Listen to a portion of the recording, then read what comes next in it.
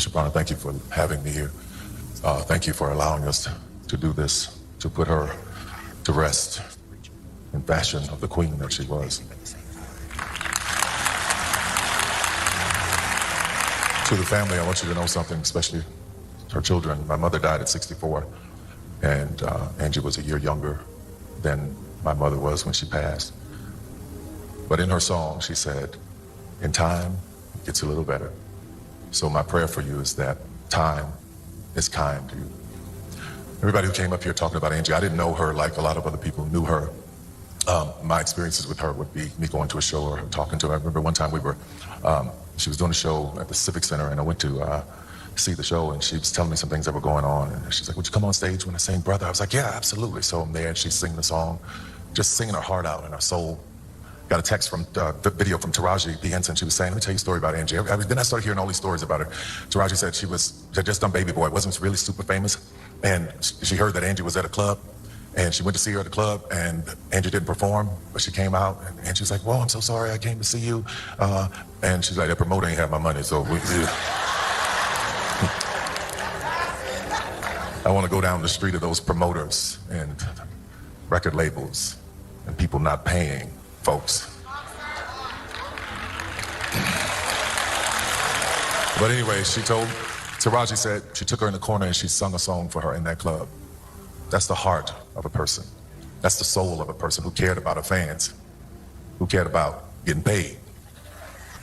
You know, I was being interviewed by this woman once, and she was telling me, she's like, Tyler, I just want to tell you, I can always tell when they're going to go left, because the interview starts, all these questions, and then it's like, you know, the black women in your movies, do you portray them? It's such negativity, and they're always going through something, and they're always, and just a black woman.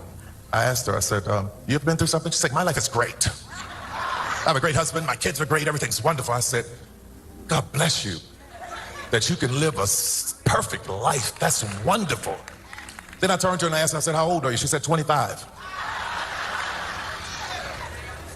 I said, baby, keep living. But I look at these young folks who are living these lives and they think that it's supposed to be the way that it is on Instagram, and they're forgetting about the people who have paved the way for them to be in that situation. They're forgetting about the women like Angie Stone, who's been in the business all of these years. You're gonna forget about what she did, all of the people that she put on and helped. So you gotta go through something to write a song like $20. Because then she says, what you know about being poor. She don't say poor, she says poor. What you know about having to borrow from the neighbor next door. These are her words. What you know about bumming rides. What you know about having to swallow your pride. And this is the part of the song that got to me when she said, what do you do when you're through? When you're always helping people and nobody is there for you. Y'all gotta forgive me because I'm angry at the way she was treated. I did not know all the things that she was going through. Recently, I found out, because I'm not on Instagram. I'm not being hooked and manipulated by an algorithm telling me what to think and how to feel. So I don't see everything. But to think that this woman was in the business for all of these years, and there's a difference between performing because you want to and performing because you have to. All of those years, all of those songs, all of that money that was owed to her, where is it? It's wrong. It is wrong. And I'm tired of seeing us struggle and go through things and work hard and not reap the benefits of what we were supposed to reap. But you got to be careful when you start mistreating people, especially children of God, because the Bible says, touch not my anointed and do my prophet no harm. And I'm going to tell you something. This woman was a prophet. She prophesied and preached her own eulogy. What am I talking about? In her song, No More Rain in This Cloud, she says, my sunshine has come. And I'm all cried out. There's no more rain in this cloud. And many of you may not know this, but I'm a pilot. And when you are a pilot, the first thing you study is the weather. And I learned about clouds, and what a cloud is particles, air and particles. And when the rain gets in that cloud and the particles get too heavy, it becomes to rain. It drops to the ground. It falls. It is just like our souls. We hold so much in. We hold so much pain. We hold so much that it has to come out of our eyes as tears. But the beauty of what she was talking about is when a cloud has no more tears, it dissipates.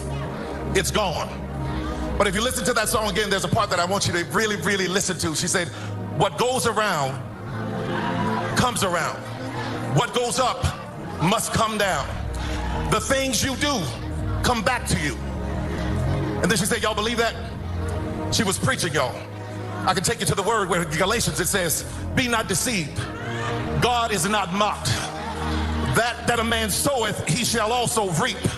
This woman sold good things to people. She sold kindness to people. She sold joy to people. She sold love and her voice to people. So if you are like her and like me, who get tired of helping people and watch them dog you out, if you are like her and like me, I'm gonna tell you this: don't stop doing good. Don't stop being kind. Be not weary in your well-doing, for in due season you will reap a harvest of blessings. God bless you, family. God bless you, Angie. My heart, my soul is with you.